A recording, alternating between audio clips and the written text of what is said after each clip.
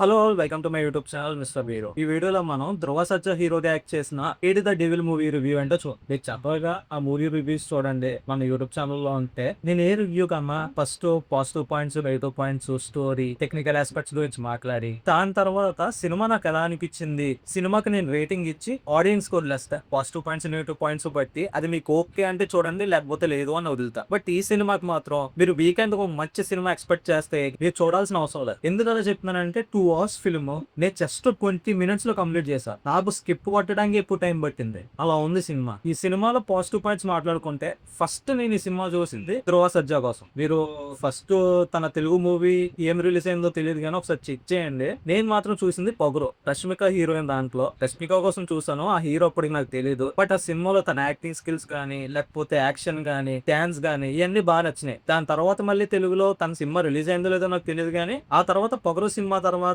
నేను డైరెక్ట్ చూస్తుంది ఈ సినిమానే, కేడి ద డెవిల్. ఈ సినిమా నేను లక్కీగా ఓటీటీలో చూసి బతుకుపోయా. లేకపోతే 2 hours తలనొప్పితే చచ్చిపోయేవాడు. ఓటీటీలో చూసాక 20 minutes కూడా నాకు స్కిప్ చేయడానికి టైం పట్టిందని చెప్తున్నాను కదా, నాకు స్కిప్ చేయడానికి టైం పట్టింది. పాజిటివ్ పాయింట్ ఆడే లేదు ఈ సినిమాలో. నెగిటివ్ పాయింట్స్ గురించి మాట్లాడుకుంటే మొత్తం సినిమా నెగిటివ్, కానీ స్టెప్స్ వైస్ మాట్లాడుకుంటే మాత్రం ఫస్ట్ నెగిటివ్ హీరో క్యారెక్టర్ చేసాం. తనని తక్కువగా చూపించి ఏదో అమాయకుడుగా చూపిద్దాం అని చెప్పి ప్లాన్ చేశారు. కాకపోతే అస్సలు వర్కౌట్ అవ్వలేదు. ప్రతిదాంతో అరుస్తూ ఉంటారు భయ్యా ఈ సినిమాలో ఉన్న క్యారెక్టర్స్ అందరూ. హీరో కాదు, హీరోయిన్ కాదు, విలన్ కాదు, అందరూ అరుస్తూ ఉంటారు. ఎందుకు అరుస్తూ ఉంటారో అర్థం కాదు. అది డబ్బింగ్ ఇష్యూ లేకపోతే మామూలుగా ఒరిజినల్ సినిమాలో కూడా అలాంటి ఇష్యూ ఉందా అన్నది తెలియదు. కానీ హీరోయిన్ క్యారెక్టర్ వచ్చిన ప్రతిసారి హీరో వస్తాం అన్నో అని వస్తాడు. ఎందుకు వస్తాడో తెలియదు. అసలు అనాల్సిన అవసరం ఏముంది. మీకు సినిమా స్టోరీ విషయం వస్తే విలన్ ఉంటాడు.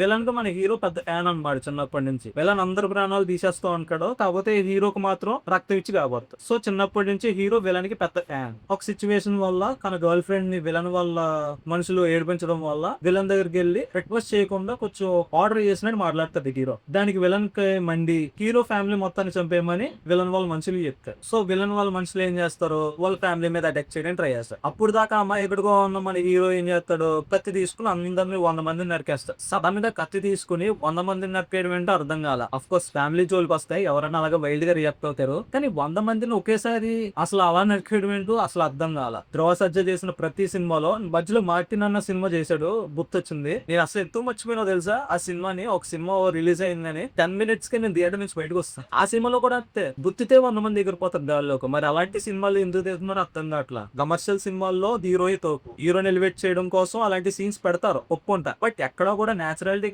లేకుండా చేయడం.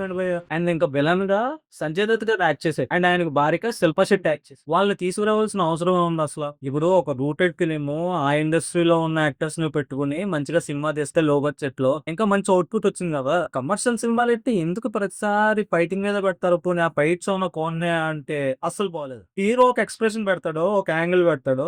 నేను చూసిన 2-3 సినిమాల్లో హీరో సేమ్ యాంగిల్ పెట్టాడు, ఫైట్స్ చేశాడు. చాలా వర్స్ట్ గా ఉంది చూడడానికి. స్టోరీలో కంటెంట్ ఉంటే మన రూటెడ్ యాక్టర్స్ ని పెట్టి చేయించిన సినిమా ఎక్కడ రిలీజ్ చేసినా ఆల్ ఓవర్ పాన్ ఇండియా లెవెల్లో రిలీజ్ చేసిన సినిమా చూస్తారు జనాలు. అంతే తప్ప సినిమాలో ఏ కంటెంట్ లేకుండా అక్కడ బిజినెస్ జరిగిపోతే అన్న ఉద్దేశంతో యాక్టర్స్ ని తీసుకొచ్చి వాళ్ళకి ఎక్కువ రెమ్యునరేషన్లు ఇచ్చి అసలు వేస్ట్ డైరెక్టర్లు ఇస్తున్నారు వాళ్ళు యాక్ట్ చేయడానికి. శిల్పా శెట్టి యాక్టింగ్ క్యాపబిలిటీ కూడా తన ప్రీవియస్ ఫిల్మ్స్ చూడండి, మరి అలాంటి రోల్ ఇచ్చారు. లాస్ట్ లో అంతా శిల్పా శెట్టి హస్బెండ్ సంజయ్ దత్ గారిని మన హీరో చంపేసిన తర్వాత హీరో వాళ్ళ అన్నయ్య శిల్పా శెట్టిని పెళ్లి చేసుకుంటారా. ఇది ఎక్కడ కాన్సెప్ట్ అసలు. అప్పుడు దాకా మంచోడని చూపించిన వాడిని సడన్ గా లాస్ట్ విలన్ చేస్తారు. ఇది అబ్బో అద్భుతమైన ట్విస్ట్ అన్నాక లేదు, చాలా చిరాగ్గా అనిపించింది. అప్పుడు దాకా అమాయకుడుగా ఉండి సడన్ గా వెల్నిజం చూపిస్తున్నాడా అంటే అది ఒక ట్విస్ట్ అని మీరు అనుకుంటున్నారంటే అది అసలు చాలా సినిమాలు చూస్తాం. అంత ఇంట్రెస్టింగ్ ఏమనుకోవట్లేదు ఆ ట్విస్ట్ మాత్రం. అసలు శిల్పా శెట్టికి హీరో వాళ్ళ అన్నయ్యకి ప్రీవియస్ రిలేషన్షిప్ అసలు చూపించలేదు. లాస్ట్ లో మాత్రం విలన్ గా చూపించడానికి ట్రై చేశారు. అండ్ కిచ్చా సుదీప్